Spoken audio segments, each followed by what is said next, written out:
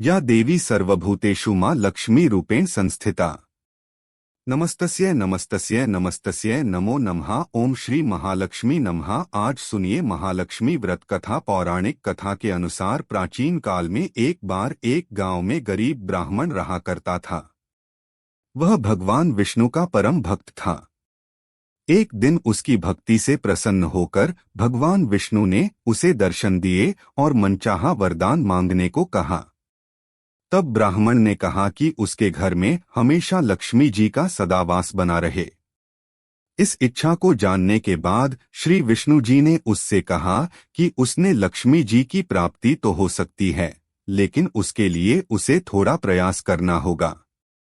भगवान विष्णु ने उस ब्राह्मण से कहा कि मंदिर के सामने एक स्त्री रोज आती है और यहाँ आकर उबले पाती हैं, तुम बस उन्हें अपने घर आने का निमंत्रण दे देना।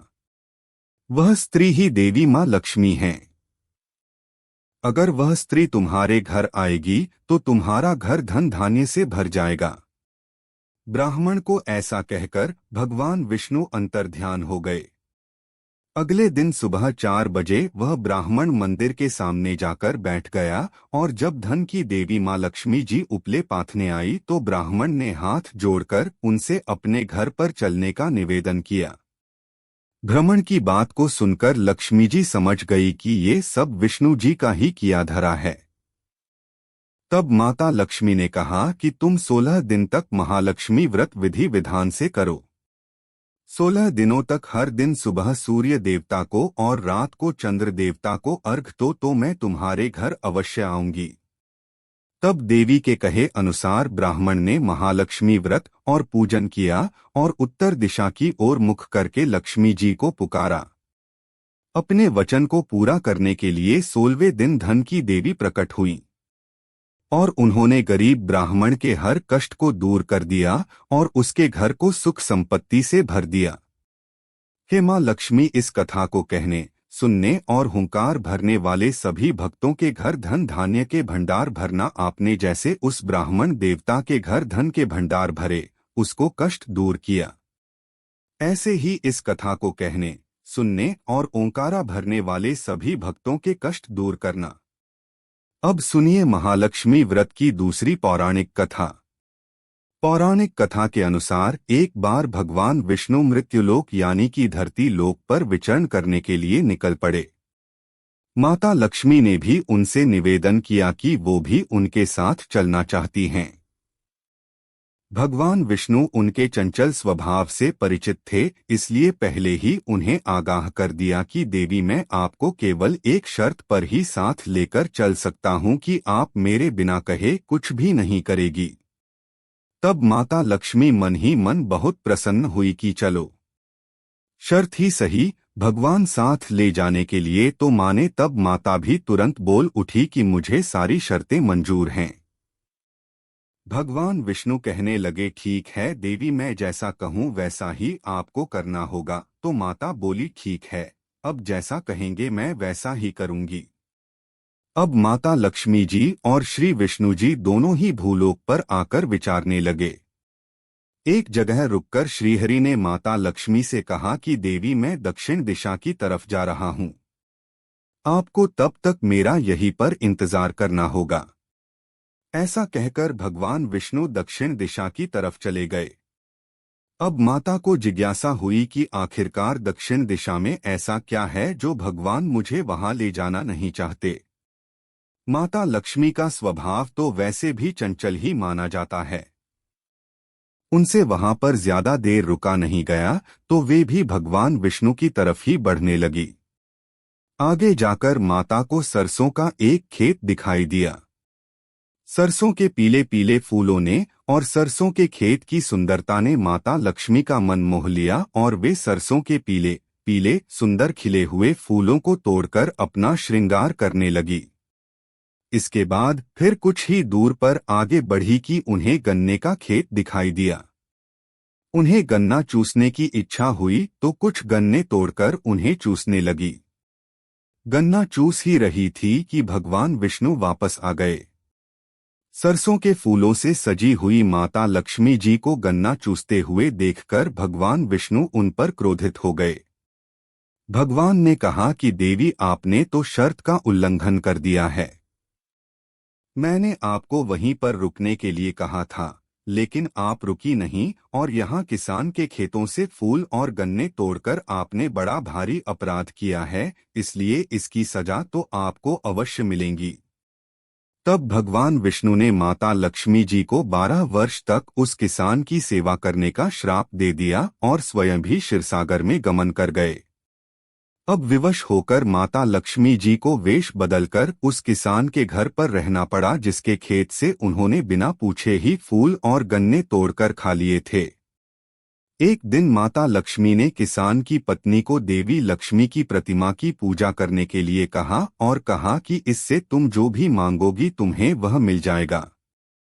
किसान की पत्नी ने वैसा ही किया। कुछ ही दिनों में उनका घर धन धान्य से भर गया। हंसी खुशी समृद्धि में 12 वर्ष का समय बीत गया। अब जब भगवान विष्णु 12 वर्ष का समय बीतने के बाद माता लक्ष्मी जी को लेने के लिए वापस आए तो वह किसान माता लक्ष्मी जी को वापस भेजने के लिए तैयार ही नहीं हुआ। इस पर माता लक्ष्मी जी कहने लगी कि कार्तिक मास के कृष्ण पक्ष की तेरस के दिन यदि वह विधिपूर्वक मेरी पूजा करेगा तो वह उसके घर से कभी नहीं जाएगी, लेकिन वह इस दौरान उन्हें दिखाई नहीं देंगी। वह एक कलश की स्थापना करें और उसमें कुछ धन रखें, यानी धन ही लक्ष्मी का रूप होगा। इस प्रकार तेरस के दिन किसान ने माता के बताए अनुसार ही पूजा कर कलश की स्थापना की और इस प्रकार किसान का घर धन धान्य से पूर्ण रहने लगा।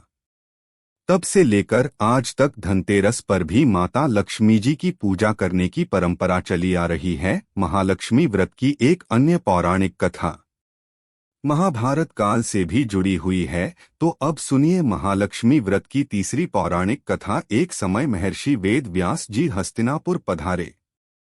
उनके आगमन का सुनकर महाराज धृतराष्ट्र उनको आदर सहित राजमहल में ले गए। स्वर्ण सिंहासन पर विराजमान कर चरणों तक लेकर उनका पूजन किया। श्री व्यास जी से माता कुंती और गांधारी ने हाथ जोड़कर प्रश्न किया, हे महामुनि, आप तो त्रिकालदर्शी हैं, इसलिए आपसे हमारी प्रार्थना है कि आप हमें कोई ऐसा सरल व्रत और पूजन बताएं जिससे हमारा राज्य लक्ष्मी, सुख, संपत्ति, पुत्र पौत्रादि और परिवार सुखी रहे।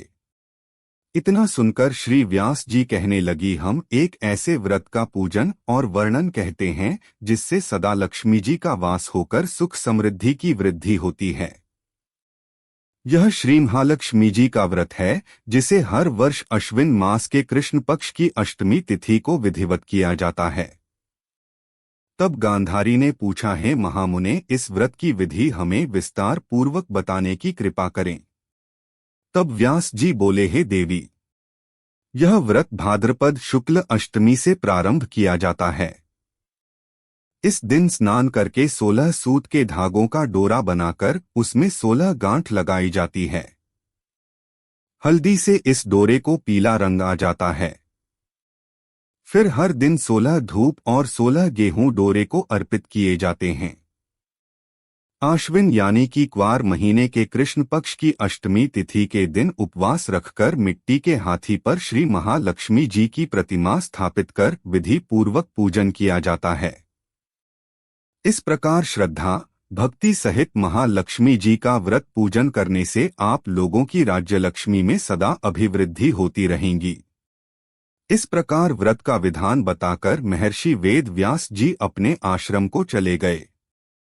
इधर समय आने पर भाद्रपद शुक्ल अष्टमी से गांधारी और कुंती अपने अपने महलों में नगर की स्त्रियों सहित व्रत का आरंभ करने लगीं। इस प्रकार व्रत के 15 दिन बीत गए।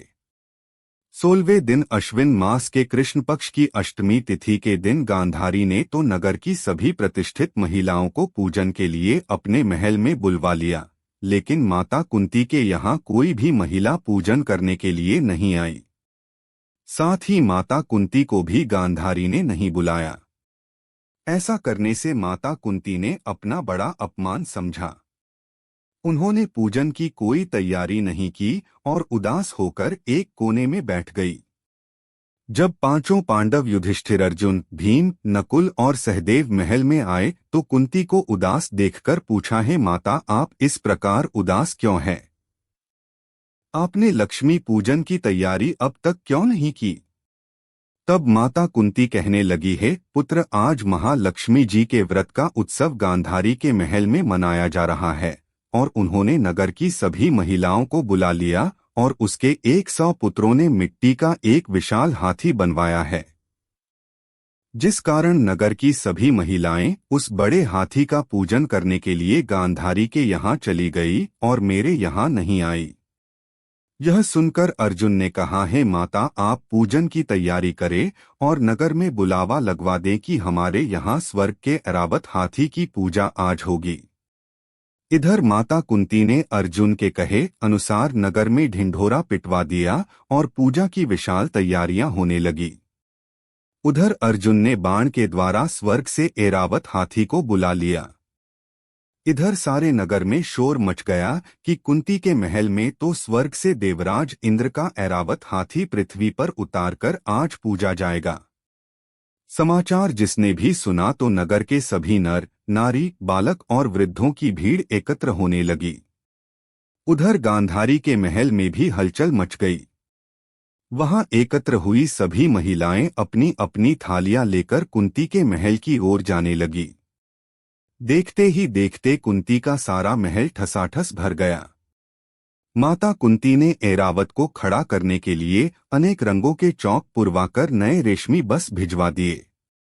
नगरवासी स्वागत की तैयारी में फूल, माला, अबीर, गुलाल, केसर हाथ में लेकर पंक्तिबद्ध खड़े थे। जब स्वर्ग ऐरावत इरावत हाथी पृथ्वी पर उतरने लगा तो उसके आभूषणों की ध्वनि गूंजने लगी। ऐरावत के दर्शन होते ही जय जयकार के नारे लगने लगे। शाम के समय देवराज इंद्र का भेजा हुआ हाथी ऐरावत माता कुंती के भवन के चौक में उतर आया। तब सभी नर नारियों ने पुष्पमाला, अबीर, गुलाल, केसर आदि सुगंधित पदार्थ चढ़ाकर उसका स्वागत किया। राज्य पुरोहित द्वारा ऐरावत पर महालक्ष्मी जी की मूर्ति स्थापित करके वेद मंत्रों चैनल द्वारा पूजन किया गया। नगरवासियों ने भी महालक्ष्मी पूजन किया। फिर अनेक प्रकार के पकवान लेकर ऐरावत को खिलाए गए और यमुना का जल उसे पिलाया गया। राजपुरोहित द्वारा स्वस्तिवाचन करके महिलाओं द्वारा महालक्ष्मी जी का पूजन कराया गया। 16 गांठों वाला डोरा लक्ष्मी जी को अर्पित करके सभी महिलाओं ने अपने अपने हाथों में बांध लिया। ब्राह्मणों को भोजन कराया गया। दक्षिणा के रूप में स्वर्ण आभूषण, वस्त्र आदि दिए गए। फिर महिलाओं ने मिलकर मधुर संगीत लहरियों के साथ भजन कीर्तन कर संपूर्ण रात्रि महालक्ष्मी जी व्रत का जागरण किया। दूसरे दिन प्रातःकाल राजपुरोहित द्वारा वेद मंत्रोच्चार के साथ जलाशय में महालक्ष्मी जी की मूर्ति का विसर्जन कर दिया गया। फिर ऐरावत को विदा कर इंद्रलोक को वापस भेज दिया गया। इस प्रकार जो भी स्त्रियां श्री महालक्ष्मी जी का यह व्रत विधिपूर्वक करती हैं, उनका घर सदा धन धान्य से भरा पूरा रहता है और उनके घर में साक्षात महालक्ष्मी जी सदा वास करती है। आज के दिन पूजा करने के बाद या इस व्रत कथा को सुनने के बाद इस मंत्र का श्रद्धा और सामर्थ्य के अनुसार जाप करना चाहिए। ये मंत्र है महालक्ष्मी नमस्तुभ्यं नमस्तुभ्यं सुरेश्वरी हरि प्रिय नमस्तुभ्यं नमस्तुभ्यं दयानिधि। इस प्रकार महालक्ष्मी व्रत के दिन जो भी भक्त सच्चे मन से महालक्ष्मी जी की पूजा करके इन कथाओं को पढ़ता है, ये दूसरों को सुनाता है, माँ लक्ष्मी जी की कृपा से उनके घर में सदा धन और सुख समृद्धि के भंडार भरे रहते हैं। उनके घर में सदा बरकत बनी रहती है। धर्म में कभी धन का अभाव नहीं रहता।